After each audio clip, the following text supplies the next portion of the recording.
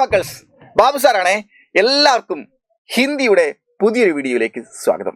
മക്കളെ, നമ്മൾ തമ്മിൽ കണ്ടതുപോലെ 10th CBSE board exam Hindi how to study, what to study, നമ്മൾ എന്ത് പഠിക്കണം, എങ്ങനെ പഠിക്കണം എങ്കിൽ മാത്രമേ നമുക്ക് ഫുൾ മാർക്ക് കിട്ടുകയുള്ളൂ. तो हिंदी एग्जाम कैसे अच्छी तरह लिखना है, अच्छी तरह अंक पाना है, तो इसके लिए हम कैसे पढ़ना है, इसके बारे में आज इस वीडियो में हम चर्चा करेंगे. ഓക്കെ മക്കളെ, നമുക്ക് നോക്കൂ. നമ്മൾ ഹിന്ദി പരീക്ഷയിൽ നമുക്ക് 80 മാർക്കിന്റെ ചോദ്യങ്ങളാണ് ചോദിക്കുന്നത്. 80 മാർക്കിന്റെ ചോദ്യങ്ങൾ നോക്കൂ നിങ്ങൾ.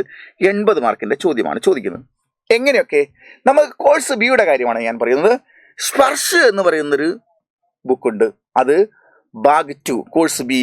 അതിൽ നമുക്ക് ഗദ്യഭാഗമുണ്ട്, പദ്യഭാഗമുണ്ട്. സഞ്ജയൻ എന്ന് പറയുന്ന ഒരു ബുക്കുണ്ട്. ഓക്കെ, ഇത് രണ്ടിലും കൂടെ നമുക്ക് മാക്സിമം കിട്ടുന്നത് 28 മാർക്കാണ്. അത് 28 മാർക്ക് നമുക്ക് സ്വന്തമാക്കണം. പിന്നീട് നിങ്ങൾക്ക് വ്യാകരണ സെക്ഷനിൽ വരുന്നത് നിങ്ങൾക്ക് 16 മാർക്കുകളാണ്. ഓക്കെ, പിന്നീട് അപഠിത ഗദ്യാംശ്, നാം പഠിക്കാത്ത പാഠഭാഗങ്ങളിൽ നിന്ന് അല്ലെങ്കിൽ പാരഗ്രാഫ് തന്നിട്ട് അതുമായി ബന്ധപ്പെട്ട ചോദ്യം വരുന്നത് 14 മാർക്കിനാണ്. പിന്നീട് നമുക്ക് റൈറ്റിംഗ് സെക്ഷൻ ലേഖനത്തിൽ നിന്ന് നമുക്ക് കിട്ടുന്നത് 22 മാർക്കാണ്. അങ്ങനെ 28, 16, 14, 22 ടോട്ടൽ നമുക്ക് 80 മാർക്കാണ് കിട്ടുന്നത്. ഓക്കെ, ഇത് നമുക്ക് ആദ്യം ഒരു ധാരണ ഉണ്ടാവണം. ഇനി നമുക്ക് ഇതിനെ കൂടുതലായിട്ടൊന്ന് മനസ്സിലാക്കാം. നമുക്ക് നോക്കൂ, ആദ്യമായിട്ട് സ്പർശ് പാഠഭാഗം ഉണ്ടല്ലോ, അതായത് സ്പർശ് ഭാഗ് കോഴ്സ് ബിയിൽ നിന്ന് അതിൽ പദ്യഖണ്ഡ് എന്നുള്ളതിൽ നിന്ന് നമുക്ക് പദ്യഖണ്ഡ് നമുക്ക് 9 ഭാഗം പഠിക്കാനുണ്ട്. ആ പദ്യഖണ്ഡിൽ നിന്ന് നമുക്ക് എന്താണ് 5 × 1 5, അതായത് 1 മാർക്കിന്റെ 5 ചോദ്യം ഉണ്ടാവും. പിന്നീട് നമുക്ക് 2 മാർക്കിന്റെ 3 ചോദ്യം ഉണ്ടാവും. അങ്ങനെ സ്പർശ് പാഠഭാഗത്തിൽ, അതായത് പദ്യഖണ്ഡത്തിൽ നിന്ന്, കവിതയിൽ നിന്ന് നമുക്ക് 11 മാർക്കാണ് കിട്ടുന്നത്. മുഴുവൻ കവിതയും കൃത്യമായി പഠിക്കുമ്പോൾ 11 മാർക്ക്. അതിൽ തന്നെ നമുക്ക് ഗദ്യഖണ്ഡ് 8 ചാപ്റ്റർ ഉണ്ട്. അതിൽ നമുക്ക് നോക്കൂ, 1 മാർക്കിന്റെ 5 ചോദ്യമുണ്ട്, 2 മാർക്കിന്റെ 3 ചോദ്യമുണ്ട്. അതിൽ നിന്ന് 11 മാർക്ക് എന്ന് പറഞ്ഞാൽ സ്പർശ ടെക്സ്റ്റ് ബുക്കിൽ നിന്നും മുഴുവനായിട്ട് കവിതയിൽ നിന്നും ഗദ്യത്തിൽ നിന്നും കൂടി നമുക്ക് കിട്ടുന്നത് 11 11 11 ഓക്കെ, നമുക്ക് 22 മാർക്കാണ് കിട്ടുന്നത്. ഓക്കെ, ഇനി മൂന്നാമതൊരു ബുക്കുണ്ട് സഞ്ജയൻ ഭാഗ് 2 അല്ലേ, സഞ്ജയൻ കോഴ്സ് ബി. അതിൽ നമുക്ക് ദ്വിതീയ ഭാഷാ പാഠ് 3 പഠിക്കാനുണ്ട്. ആ 3 പാഠങ്ങളിൽ നിന്നും കൂടെ നമുക്ക് 2 മാർക്കിന്റെ 3 ചോദ്യങ്ങളാണ് 6 മാർക്കാണ് കിട്ടുന്നത്. അങ്ങനെ നമ്മുടെ ടെക്സ്റ്റ് ബുക്ക് ബേസ് ചെയ്തിട്ട് ടോട്ടൽ നമുക്ക് 28 മാർക്കാണ് കിട്ടുന്നത്. ഈ 28 ഞാൻ കൃത്യമായിട്ട് പറഞ്ഞുതരാം. ഇനി ഗ്രാമറിന്റെ 16 മാർക്ക് എങ്ങനെയാണ് വരുന്നത് നോക്കൂ. വ്യാകരണത്തിൽ നമുക്ക് 16 മാർക്ക് ഉണ്ടെന്ന് പറഞ്ഞു. ആ 16 മാർക്ക് എങ്ങനെയാണ് നോക്കൂ. വ്യാകരണം പദബന്ധ് എന്ന് പറയുന്ന ചോദ്യം ചോദിക്കും. അതെങ്ങനെയാണ്? 5 എണ്ണത്തിൽ 4 എണ്ണം എഴുതണം. അത് ഇസ്മേ കോൺസ പദബന്ധ് ഹേ, കോൺസ പദബന്ധ് ഹേ, കോൺസ പദബന്ധ് എന്ന് പറഞ്ഞിട്ട് 5 ക്വസ്റ്റ്യൻ തരും. അതിൽ 5 എണ്ണത്തിൽ 4 എണ്ണം എഴുതണം, 4 മാർക്ക്. സമാസം 5 ചോദ്യം ഉണ്ടാവും, 4 എണ്ണം എഴുതണം, 4 മാർക്ക്. ഓക്കെ, അടുത്തത് രചനാക്കെ ദൃഷ്ടിസേ വാക്യഭേദ് രചനാക്കെ ദൃഷ്ടിസേ വാക്യഭേദ് എന്നുള്ളത് 5 ചോദ്യത്തിൽ 4 എണ്ണത്തിൽ ഉത്തരം എഴുതണം, അപ്പോൾ 4 മാർക്ക് കിട്ടും. പിന്നെ മുഹാവരെ ഫ്രേസുകൾ അല്ലേ, നമ്മൾ അത് ചോദിക്കുമ്പോൾ പഴഞ്ചൊല്ലുകളൊക്കെ 6 എണ്ണത്തിൽ നിന്ന് 4 എണ്ണം എഴുതണം, 4 മാർക്ക്. അങ്ങനെ 1 2 3 4 4 4 16. അങ്ങനെയാണ് വ്യാകരണത്തിന് കൃത്യമായി പഠിച്ച് നമുക്ക് 16 മാർക്ക് നമുക്ക് സ്വന്തമാക്കണം.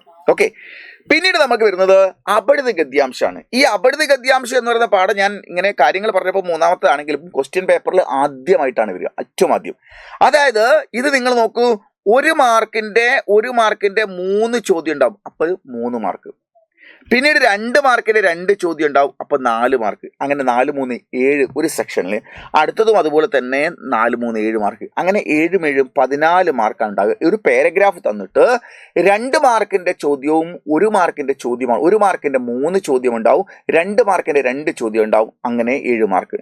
വേറൊരു പാരഗ്രാഫ് തരും, അതിൽ നിന്ന് 1 മാർക്കിന്റെ 3 ചോദ്യം ഉണ്ടാവും, 2 മാർക്കിന്റെ 2 ചോദ്യം ഉണ്ടാവും, 7 മാർക്ക്. അങ്ങനെ അപഠിത ഗദ്യാംശത്തിൽ നിന്ന് നമുക്ക് കിട്ടുന്നത് 14 മാർക്കാണ്. അപ്പൊ ഏത് പാരഗ്രാഫ് തന്നു കഴിഞ്ഞാൽ അതിൽ നിന്ന് മനസ്സിലാക്കാനുള്ള ഭാഷാപരമായ കഴിവ് നമ്മൾ ഡെവലപ്പ് ചെയ്യണം.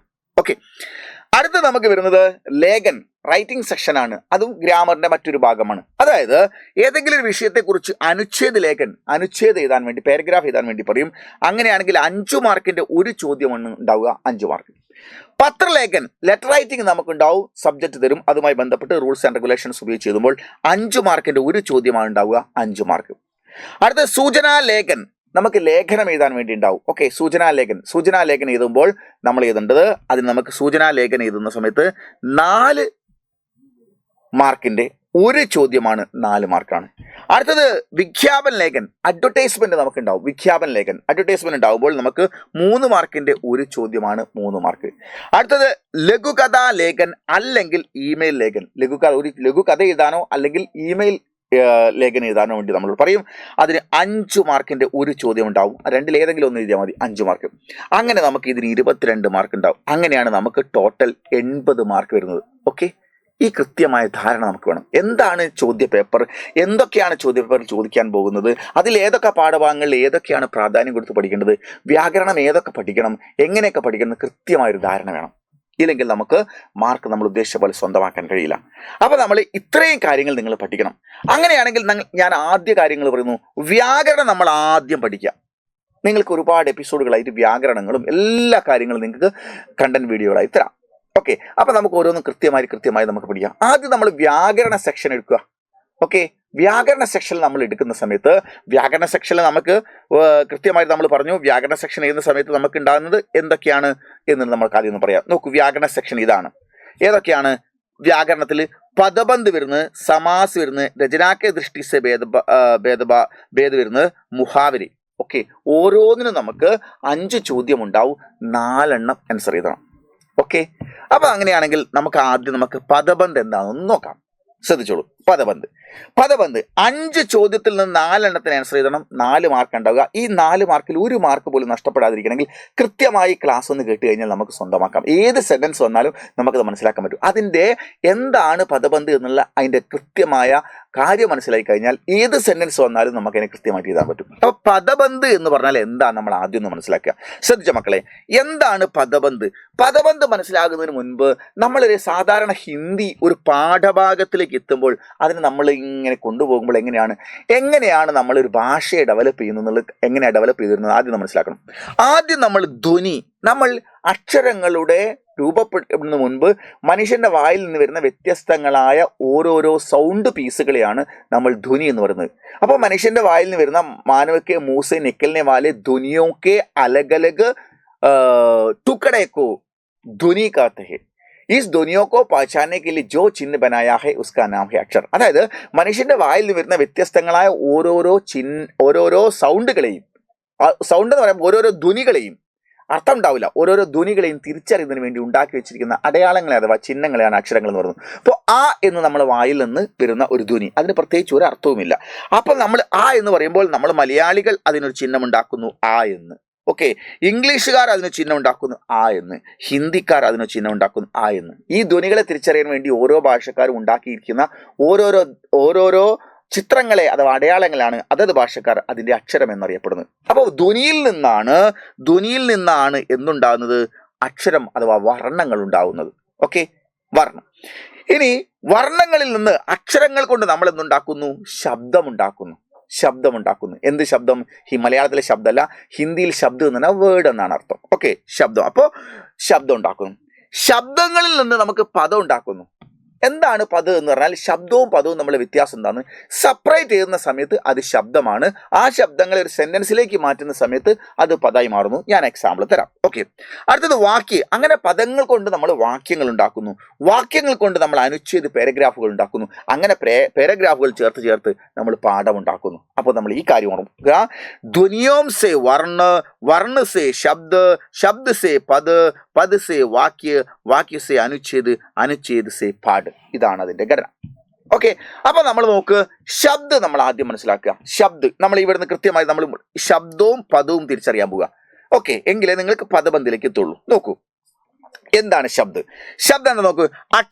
അക്ഷരങ്ങളുടെ സാർത്ഥക അർത്ഥവത്തായതും और അതുപോലെ തന്നെ സ്വതന്ത്ര ഫ്രീഡത്തോടു കൂടിയുമായ ഇക്കായിക്കോ യൂണിറ്റിനെ ശബ്ദ കാത്തെ എന്ന് പറഞ്ഞാൽ അക്ഷരങ്ങളുടെ അർത്ഥവത്തായ സമൂഹത്തെ ശബ്ദം എന്ന് പറയാം, ശബ്ദ് എന്ന് പറയാം. ഓക്കെ, അപ്പോൾ നമ്മൾ ഫിസിക്സിലെ ശബ്ദം അല്ല കേട്ടോ. നോക്കൂ, അങ്ങനെ വരുമ്പോൾ ജൈസെ ലഡ്ക അക്ഷരങ്ങളുടെ അർത്ഥവത്തായ സമൂഹമാണ്. അല്ലാണ്ട് കടലക്ക എങ്ങനെ എന്തെങ്കിലും ചെയ്യില്ല. കുറെ അക്ഷരങ്ങൾ കാ എന്ന്, ലാ എന്നിട്ട് കാ എന്നൊക്കെ എഴുതി വെച്ചാൽ അക്ഷരങ്ങൾ പെറുക്കി വെച്ച് മുകളിൽ വരച്ചാൽ അതിനൊരു മീനിങ് ഇല്ലാത്തത് കൊണ്ട് അത് ശബ്ദമാവുന്നില്ല. മീനിങ് ഉണ്ടാകുമ്പോൾ മാത്രമാണ് ശബ്ദമാവുന്നത്. അപ്പൊ അക്ഷരമൊക്കെ അർത്ഥ സമുദായിക്കോ ശബ്ദ कहते हैं. ലഡ്ക ശബ്ദാണ്, കിതാബ് ശബ്ദാണ്, കലം ശബ്ദാണ്, ബച്ച ശബ്ദാണ്. ഇതുപോലെ ഒരുപാട് ശബ്ദങ്ങൾ ഉണ്ടാക്കാം. അപ്പൊ ശബ്ദത്തിന് ഉദാഹരണം പറഞ്ഞാൽ ഇങ്ങനെ ഓരോ വാക്ക് എഴുതി കൊടുത്താൽ മതി. അർത്ഥമുള്ള വാക്കുകളൊക്കെ ശബ്ദങ്ങളാണ്. എന്നാൽ എങ്ങനെയാണ് ശബ്ദം എങ്ങനെയാണ് പദമാകുന്നത്? അതായത് ഈ ശബ്ദങ്ങളെ ഒരു സെന്റൻസ് വാക്യത്തിൽ പ്രയോഗിക്കുമ്പോൾ അതിനെ അവിടെ പദം എന്നാണ് അറിയപ്പെടുന്നത്. നോക്കൂ, അതായത് പദ് എന്ന് പറഞ്ഞാൽ എന്താ? ജബ് കോയി ശബ്ദ്, എപ്പോൾ ഏതെങ്കിലും ശബ്ദ്, അതായത് ഈ പറഞ്ഞ സെപ്പറേറ്റ് സാധനങ്ങൾ, ഫ്രീഡത്തോടു കൂടിയ സ്വതന്ത്രമായി ഇക്കായി യൂണിറ്റിനെ ഇത്തരം ശബ്ദങ്ങളെ വാക്യോമേ പ്രയുക്ത ഹോത്തായ, ഏതെങ്കിലും ഒരു വാക്യത്തിലേക്ക് നിങ്ങൾ സെന്റൻസിലേക്ക് വെച്ച് കഴിഞ്ഞാൽ തോ വ സ്വതന്ത്ര ഇക്കായി നിഹി ഹോത്ത, അപ്പം അതിന് സ്വതന്ത്രമില്ല, ഫ്രീഡം ഉള്ള യൂണിറ്റ് അല്ല. കാരണം അപ്പുറത്ത് കിടക്കുന്ന വാക്കിനോടും ഇപ്പുറത്ത് കിടക്കുന്ന വാക്കിനോടും താരതമ്യപ്പെട്ട് കിടക്കുകയാണ്. അപ്പം അതിന് സ്വതന്ത്ര യൂണിറ്റ് അല്ല. അതുകൊണ്ട് ഒരു സെന്റൻസിനെ എടുത്തിട്ട് ഏതെങ്കിലും ഒരു വാക്കിനെടുത്ത് സ്വതന്ത്ര യൂണിറ്റ് എന്ന് പറയാൻ പറ്റില്ല. ഒരു സ്വതന്ത്ര യൂണിറ്റ് എന്ന് പറയുന്ന ഒരു വാക്ക് എഴുതിയാൽ അപ്പുറവും ഇപ്പുറവും സെന്റൻസ് ഉണ്ടാവാൻ പാടില്ല. അപ്പോൾ അപ്പോഴത് ശബ്ദമായി മാറും. അങ്ങനെ ആ ശബ്ദങ്ങളെ സെന്റൻസിലേക്ക് കയറുമ്പോൾ ഓരോ ശബ്ദങ്ങളും അതിനെ നമ്മൾ പദ് എന്ന പേരിലാണ് അറിയപ്പെടുന്നത്. അപ്പം ഇസ്ലിയെ ഉസേ പദ് കഹത്തെ, അപ്പോൾ ഒറ്റയ്ക്ക് എഴുതുമ്പോൾ ശബ്ദവും ഓരോരോ വാക്കുകളെ നമ്മൾ സെന്റൻസിലേക്ക് എഴുതുമ്പോൾ, വാക്യത്തിലേക്ക് എഴുതുമ്പോൾ ആ ഓരോരോ വാക്കുകളെയും നമ്മൾ പദ് എന്നുമാണ് പറയുന്നത്. അപ്പോൾ ഇതൊരു കേവല പ്രയോഗാർത്ഥത്തിൽ വ്യത്യാസം എന്ന് മാത്രമാണ്. അർത്ഥാത് വാക്യമേ പ്രയുക്ത ശബ്ദക്കു, വാക്യത്തിലേക്ക് പ്രയോഗിച്ച് കഴിഞ്ഞിരിക്കുന്ന വാക്കുകളെ പദ് കഹത്തെ, പദങ്ങൾ എന്ന് പറയുന്നു. ജൈസി ലഡ്ക കിതാബ് പഠിത്താ ഹെ, നോക്ക് നിങ്ങൾ ഇവിടെ നോക്ക്, ലഡ്ക കിതാബ് എന്നൊക്കെ നമ്മൾ ഇവിടെ കൊടുത്തിട്ടുണ്ട്. ലഡ്ക സ്വതന്ത്രമായ ശബ്ദമാണ്, അത് ശബ്ദമാണ്, സ്വതന്ത്രമായ യൂണിറ്റ് ആണ്. കിതാബ് സ്വതന്ത്രമായ യൂണിറ്റ് ആണ്. ആ വാക്കുകളെ ചേർത്ത് നമ്മൾ നോക്കൂ, ലഡ്ക കിതാബ് പഠിത്താ ഹെ, ഇത് മൂന്നും ഇങ്ങനത്തെ മാത്രമാണെങ്കിൽ ശബ്ദമാണ്, ഇത് മാത്രമാണെങ്കിൽ ശബ്ദമാണ്, ഇത് മാത്രമാണെങ്കിൽ ശബ്ദമാണ്, സെപ്പറേറ്റ് മാറി നിൽക്കുകയാണെങ്കിൽ. എന്നാൽ ഇതൊരു സെന്റൻസിലേക്ക് കയറി കഴിഞ്ഞാൽ ഇതിനെ ശബ്ദം എന്ന് പറയാൻ പറ്റില്ല. അപ്പോൾ ഇതിനെ പദം എന്ന് പറയണം. ഇത് പദമാണ്, ഇത് പദമാണ്. ക്ലിയർ? അപ്പോൾ ശബ്ദവും പദവും നമ്മൾ വ്യത്യാസം മനസ്സിലായല്ലോ മക്കളെ? Yes, okay, yes. ഇനി നമ്മൾ മനസ്സിലാക്ക്, പദബന്ധാണ് പരീക്ഷയ്ക്ക് ചോദിക്കുന്നത്. 4 മാർക്കിന് ചോദിക്കുന്ന ചോദ്യം, 5 ചോദ്യം ഉണ്ടാവും, 4 എണ്ണം കൃത്യമായിട്ട് മനസ്സിലാക്കാം. പദബന്ധ് എന്താണ് മക്കളെ? പദബന്ധ് എന്ന് ആദ്യം ഒന്ന് മനസ്സിലാക്കുക. ഏക് സേ അധിക പദവും കെ, ഒന്നിൽ അധികം പദങ്ങളുടെ, എന്താണ്? വാക്കുകൾ തന്നെയാണ്, ശബ്ദം തന്നെയാണ്, പക്ഷെ അത് സെന്റൻസിൽ വരുമ്പോൾ പദങ്ങൾ എന്ന രൂപത്തിൽ വരും. ഏക് സേ അധിക പദവും കെ, ഒന്നിലധികം പദങ്ങളുടെ യോഗ സേ കൂടിച്ചേരുകൊണ്ട് ബനെ ഉണ്ടാവുന്ന വാക്യാംശത്തെ ഏക് ഹി പദ് കാ കാം കർത്താത്തോ, പക്ഷേ കുറേ വാക്കുകൾ ഉണ്ടെങ്കിൽ പോലും, കുറേ പദങ്ങൾ ഉണ്ടെങ്കിൽ പോലും ആ വാക്യത്തിൽ ഒരു വാക്കിന്റെ തന്നെ അർത്ഥത്തിനെ പ്രാധാന്യം വരുന്നില്ലെങ്കിൽ ഉസേ പദബന്ധ് കാലാത്തെ, അതിനെ പദബന്ധം എന്ന് പറയും. മനസ്സിലായിട്ടുണ്ടാവില്ല. ഉദാഹരണം നോക്കിയോ, മോഹൻ സാമനെ വാലെ മൈതാൻ മേ ഖേൽത്തെ ഹെ, ഈ സെന്റൻസിൽ നിങ്ങൾ നോക്കൂ, മോഹൻ ഖേൽത്തെ ഹെ എന്ന് മതി. അതിൻ്റെ ഇടയിൽ ബാക്കി വന്നിരിക്കുന്ന വാക്കുകൾ നോക്കൂ, സാമനെ വാലെ മൈതാൻ മേ, അതിനെ മാത്രം എഴുതിയാൽ, സാമനെ വാലെ മൈതാൻ മേ എന്ന് മാത്രം ഒരു വരിയായി എഴുതിയാൽ അതിന് എന്തെങ്കിലും അർത്ഥമുണ്ടോ? മുൻപിൽ കിടക്കുന്ന മൈതാനത്തിൽ ആ സെന്റൻസ് ഒരിക്കലും പൂർണ്ണമാകുന്നില്ല. ഞാനിപ്പോൾ വട്ടിട്ടിരിക്കുന്നത്. എന്നാൽ വരച്ചിരിക്കുന്ന 2 വാക്ക് കേട്ടോ, അതിനെ മാത്രം മോഹൻ സോത്താഹെ എന്ന് മാത്രം എഴുതി നോക്ക്, അല്ലെ മോഹൻ ഖേൽത്തേഹെ എന്ന് മാത്രം എഴുതി നോക്ക്, അതിനർത്ഥമുണ്ട്. മോഹൻ ഖേൽത്തേഹെ, ആ സെന്റൻസ് അർത്ഥവത്തായതും പൂർണ്ണമാവുന്നു, മോഹനൻ കളിക്കുന്നു. എന്നാൽ ഞാൻ ഈ വട്ടത്തിൽ കാണിക്കുന്ന വാക്ക് അവിടെ ആവശ്യമുണ്ടോ? ഇല്ല. അത് ഉണ്ടെങ്കിലും ഇല്ലെങ്കിലും അർത്ഥം ആദ്യത്തെ വാക്കിൻ്റെതും അവസാനത്തെ വാക്കിൻ്റെതും ചേർന്ന് തന്നെയല്ലേ? മോഹനൻ കളിക്കുന്നു. ആ അർത്ഥത്തിനെ നമ്മൾ സാമനെ വാലെ മൈതാൻമേ, മുൻപിൽ കിടക്കുന്ന മൈതാനത്തിൽ എന്ന വാക്ക് ഏഡ് ചെയ്തിരിക്കുന്നു. അത് സ്വതന്ത്രമായ ഒരു ഈ വാക്കിനെ സാമനെ വാലെ മൈതാൻമേ എന്ന് മാത്രം ഒരു സെന്റൻസ് ആക്കി കഴിഞ്ഞാൽ, ഒരു വാക്യമാക്കിയാൽ അതിന് ഒരു അർത്ഥവുമില്ല. അർത്ഥമില്ലാത്ത കുറെ വാക്ക് കൊടുക്കിച്ച സെന്റൻസ് എന്ന് പറയാൻ പറ്റില്ല, വാക്യം എന്ന് പറയാൻ പറ്റില്ല. എന്നാൽ മോഹൻ സോത്താഹെ എന്ന് എഴുതിയാൽ കൃത്യമായി ഒരു സെന്റൻസ് ആണ്, ഒരു വാക്യമാണ്, അതിനർത്ഥവുമുണ്ട്. അതിൻ്റെ ഇടയിലേക്ക് ഞാൻ ഇപ്പോൾ വൃത്തത്തിൽ കാണിച്ചിരിക്കുന്ന സാമനെ വാലെ മൈതാൻ ഏഡ് ചെയ്യുന്നു. ഇതിന് പ്രത്യേകിച്ച് നിലനിൽപ്പില്ല. ഇത് ഈ 2 വാക്കുകളിനെ ഡിപ്പെൻഡ് ചെയ്ത് മാത്രമാണ് ഇത് നിലനിൽക്കുന്നത്. അതുകൊണ്ട് തന്നെ ഈ വാക്കുകളെ ഈ പദവുമായിട്ട് ബന്ധപ്പെടുത്തി മാത്രമേ പറയാൻ പറ്റൂ എന്നുള്ളതുകൊണ്ട് തന്നെ സ്വതന്ത്രമായ ഒരു അസ്തിത്വം ഇല്ല എന്നുള്ളതുകൊണ്ട് തന്നെ പ്രധാന വാക്ക് കളിക്കുന്നു എന്ന് പറയുന്ന വാക്കിനോട് പിറകിൽ അണിനിരക്കുന്നു എന്നല്ലാതെ ഇതിന് സാമനെ വാലെ മൈതാൻമേ എന്നുള്ളതിന് പ്രത്യേകിച്ച് അർത്ഥമൊന്നുമില്ല. അപ്പം അതുകൊണ്ട് നിങ്ങൾ ഈ ഖേൽത്തേഹെ എന്ന് പറയുന്ന വാക്കിൻ്റെ പിന്നിൽ അണിനിരക്കുന്ന ഇവരുണ്ടെങ്കിൽ മാത്രമേ ഈ വാക്കുകൾക്കെല്ലാം അർത്ഥവത്തമാവുന്നുള്ളൂ, വാല്യൂ ഉണ്ടാവുന്നുള്ളൂ. അതുകൊണ്ട് ഇതിനെ നമ്മൾ പദബന്ധം എന്ന് പറയുന്നു. അതായത് ഏക് സേ അധിക പദവും കെ യോഗ സേ, ഒന്നിൽ കൂടുതൽ വാക്കുകളുടെ പ്രയോഗം കൊണ്ട് ഒന്നിൽ കൂടുതൽ പദങ്ങൾ ചേർന്നുള്ള വാക്യാംശത്തിന് ഏക് ഹി പദ് കാ കാം കർത്താത്തോ, എങ്ങനെ ഉണ്ടെങ്കിൽ പോലും അണിനിരക്കുന്ന ബാക്കിൽ കുറേ വാക്കുകൾ ഉണ്ടെങ്കിൽ പോലും മുന്നിലത്തെ വാക്കിന് മാത്രമാണ് അർത്ഥവും പ്രാധാന്യം വരുന്നെങ്കിൽ ഉസേ പദബന്ധ് കാത്തെ, അപ്പോൾ അത് പദബന്ധ വാക്യം എന്ന് പറയാം. അങ്ങനെയാണെങ്കിൽ മോഹൻ എന്നുള്ളത് ഒരു വ്യക്തി, കളിക്കുന്നു എന്നാണ് നമുക്ക് പറയേണ്ടത്. ഈ കളിക്കുന്നു എന്നുള്ളതിന്റെ പിറകിൽ നമ്മൾ സാമ്നേവാലെ മൈതാൻമെന്ന് ഏട് വെച്ചു. എന്നാൽ ഇവിടെ മാത്രം ഫുൾ സ്റ്റോപ്പിൽ മോഹൻ സാമ്നേവാലെ മൈതാൻമേം എന്ന് പറഞ്ഞാൽ സെന്റൻസ് പൂർണ്ണമാകുമോ?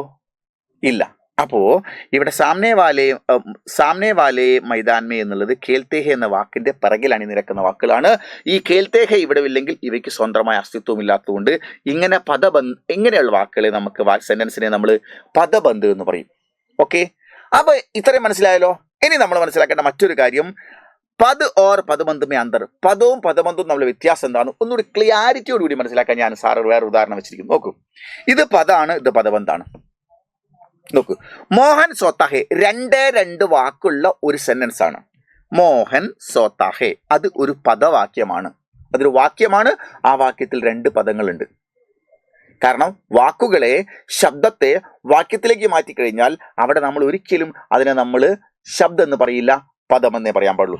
ഇത് മാത്രമാണ് എഴുതുകയാണെങ്കിൽ അതൊരു ശബ്ദമാണ്, ഇത് മാത്രമാണ് എഴുതുകയാണെങ്കിൽ ശബ്ദമാണ്. എന്നാൽ അത് സെന്റൻസിലേക്ക് മാറിക്കഴിഞ്ഞാൽ ഇതിനെ നമ്മൾ പദ് എന്നാണ് പറയുക. ഇപ്പൊ 2 പദമുള്ള ഒരു വാക്യമാണ്, പദവാക്യമാണ്. എന്നാൽ ഇതിനെ പദബന്ധിലേക്ക് മാറ്റുകയാണ്, അല്ലെങ്കിൽ ഇതെങ്ങനെ പദബന്ധാവുന്നു നോക്കൂ, ശ്രദ്ധിച്ചോ. മോഹൻ സോത്താഹെ എന്നുള്ളതിന് ചോട്ടിൽ അവിടെ മോഹൻ സോത്താഹെ എന്ന് എഴുതി, എന്നിട്ട് രാമു കാ ബായി എന്ന് ബാക്കിൽ എഴുതി വെച്ചു. രാമുവിന്റെ സഹോദരനാകുന്ന മോഹൻ ഉറങ്ങുന്നു. ഈ മോഹൻ സോത്താഹെ എന്ന് പറയുന്നതിന് കൃത്യമായ അർത്ഥമുണ്ട്, വ്യക്തിത്വമുണ്ട്, അത് പദവാക്യമാണ്. എന്നാൽ പിറകിൽ കുറെ വാക്ക് എഴുതിയിരിക്കുന്നു. രാമു കാ ഭായി എന്നുള്ളതിന് പ്രത്യേകിച്ച് രാമുവിന്റെ സഹോദരൻ. ആരാണ് ആ സഹോദരന്റെ പേര് പറയുന്നില്ല. രാമുവിന്റെ സഹോദരൻ പറയുമ്പോൾ സഹോദരന്റെ പേര് പോലും പറയുന്നില്ല. അപ്പോ ഇവിടെ ഈ രാമു കാ ഭായി എന്ന് മാത്രം ഒരു സെന്റൻസ് എഴുതി. ഇപ്പൊ നമ്മൾ ഇങ്ങനെ എഴുതുകയാണ്, രാമു കാ, ഇവിടെ നോക്കൂ, രാമു കാ ഭായി എന്ന് മാത്രം എഴുതിയിട്ട് ഫുൾ സ്റ്റോപ്പ് ഇട്ടാൽ അതൊരു വാക്യമാവുന്നില്ല. രാമു കാ ഭായി അത് ഇവിടെ അർത്ഥപൂർണമാവാത്ത ഒരു സെന്റൻസ് ആണ്. അപ്പൊ അതിനെ അർത്ഥപൂർണമാവുന്നില്ലെങ്കിൽ വാക്കുകൾക്ക് അർത്ഥമുണ്ടാവുകയും അർത്ഥമുള്ള വാക്കുകൾ വാക്യത്തിൽ പ്രയോഗിക്കുമ്പോൾ അതിനൊരു മൊത്തത്തിലൊരു ആശയമോ അർത്ഥപൂർണതയോ ലഭിക്കുന്നില്ലെങ്കിൽ അതിനെ കൃത്യമായ ഒരു സെന്റൻസ് എന്ന് പറയാൻ പറ്റില്ല. അപ്പൊ അതുകൊണ്ട് എന്നാൽ ഇവിടെ മോഹൻ സോത്താഹെ എന്ന് പറയുന്നതിന് കൃത്യമായ അർത്ഥം നമുക്ക് വരുന്നുണ്ട്. മോഹൻ സോത്താഹെ എന്നുള്ളതിന് കൃത്യമായ അർത്ഥം വരുന്നുണ്ട്. ഇവിടെ മോഹൻ സോത്താഹെ എന്ന് വരുന്നുണ്ട്. എന്നാൽ രാമു കാ ഭായി എന്ന് മാത്രം എഴുതി ഫുൾ സ്റ്റോപ്പ് ഇട്ടാൽ അതൊരു സെന്റൻസേ ആവുന്നില്ല, അർത്ഥപൂർണതയില്ലാത്ത സെന്റൻസ് ആണ്. അങ്ങനെ വരുമ്പോൾ ഇവിടെ മോഹൻ സോത്താഹെ എന്നുള്ളതിന്റെ പിറകിൽ രാമു കാ ഭായി എന്ന് നമ്മൾ എഴുതിയപ്പോൾ ഈ രാമു കാ ഭായി എന്നുള്ളത് പദബന്ധാണ്. അപ്പൊ ഇതിൻ്റെ അകത്തുള്ള പദബന്ധ് ഏത് എന്ന് ചോദിച്ചാൽ രാമു കാ ഭായി എന്നുള്ളത് പദബന്ധാണ് എന്ന് നമുക്ക് പറയാം. രാമു കാ ഭായി എന്നുള്ളത് എന്താണ്? പദബന്ധാണെന്ന് പറയാം. ഇതിനുള്ള സ്വതന്ത്രമായ അസ്തിത്വം ഇല്ലാത്തതും മുൻപിൽ കിടക്കുന്ന വാക്കിന് അർത്ഥത്തിന് കൂടുതൽ പ്രാധാന്യം വരികയും എന്നാൽ ഇതിന് പ്രത്യേകിച്ച് അർത്ഥമൊന്നുമില്ലാതിരിക്കുകയും ഇങ്ങനെ ചെയ്യുമ്പോൾ ഈ മുന്നിലെ വാക്കില്ലെങ്കിൽ ബാക്കിലെ വാക്കിന് നിലനിൽപ്പുമില്ല എങ്കിൽ ഇങ്ങനെ ഒരു സെന്റൻസ് ഉണ്ടാവുകയാണെങ്കിൽ പദബന്ധ വാക്യം എന്നാണ് പറയാം. ഇത് വാക്യമാണ്, ഇത് പദബന്ധ വാക്യമാണ്. ഇതിലെ പദബന്ധമായി ഉപയോഗിച്ച വാക്കുകൾ ഏതാണെന്ന് ചോദിച്ചാൽ രാമു കാ ഭായി എന്നുള്ളതാണ്. ക്ലിയർ? മനസ്സിലായില്ലേ മക്കളെ? ഇനി പദബന്ധത്തിന് ഭേദങ്ങളുണ്ട്, അതാണ് നമ്മൾ പരീക്ഷയ്ക്ക് ചോദിക്കുക. നോക്കൂ, പദബന്ധക്ക് 5 ഭേദ ഹോത്ത ഹെ. പദബന്ധത്തിന് 5 ഭേദങ്ങളുണ്ട്. അപ്പൊ നിങ്ങൾക്ക് ഒരു സെന്റൻസ് തന്നതിന് ശേഷം അതിൽ ഇത് ഏത് പദബന്ധാണെന്നാണ് ചോദിക്കുക. അപ്പൊ പദം നിങ്ങൾ മനസ്സിലാക്കി, ശബ്ദം നിങ്ങൾ മനസ്സിലാക്കി, പദം നിങ്ങൾ മനസ്സിലാക്കി, പദബന്ധം നിങ്ങൾ മനസ്സിലാക്കി. ഇനി പദബന്ധം എത്ര എന്നാണ് മനസ്സിലാക്കേണ്ടത്? നോക്കൂ, 1 സഖ്യ പദബന്ധ്, സർവനാം പദബന്ധ്, വിശേഷൺ പദബന്ധ്, ക്രിയാപദബന്ധ്, ക്രിയാവിശേഷൺ പദബന്ധ്, ഇങ്ങനെ 5 പദബന്ധുണ്ട്. അപ്പോൾ ഒരു സെന്റൻസ് തന്നു കഴിഞ്ഞാൽ അതിൻ്റെ അകത്ത് നിങ്ങളോട് ചില വരികൾക്ക് അണ്ടർലൈൻ ചെയ്തിരിക്കും, അതിലെ ചില വാക്കുകൾക്ക് അണ്ടർലൈൻ ചെയ്തിരിക്കും. എന്നിട്ട് ഇത് ഏത് പദബന്ധാണെന്ന് ചോദിക്കും. ഓക്കെ, അടുത്ത ക്ലാസ്സിൽ ഞാൻ കൃത്യമായിട്ട് അടുത്ത എപ്പിസോഡിൽ നിങ്ങൾക്ക് എന്താണ് സഖ്യാപദബന്ധ്, സർവനാം പദബന്ധ്, വിശേഷൺ പദബന്ധ്, ക്രിയാപദബന്ധ്, ക്രിയാവിശേഷൻ പദബന്ധ് എന്നുള്ളതൊക്കെ കൃത്യമായിട്ട് അടുത്ത എപ്പിസോഡിൽ നിങ്ങൾക്ക് വ്യക്തമാക്കി തരാം. ഓക്കെ, റെഡി അല്ലേ? അപ്പോൾ പദബന്ധിലെ ഒരു മാർക്ക് നഷ്ടമാവാതെ നമുക്ക് കൃത്യമായിട്ട് മാർക്ക് സ്വന്തമാക്കാൻ എല്ലാവരും അടുത്ത എപ്പിസോഡിൽ വെയിറ്റ് ചെയ്യാം. Okay, by.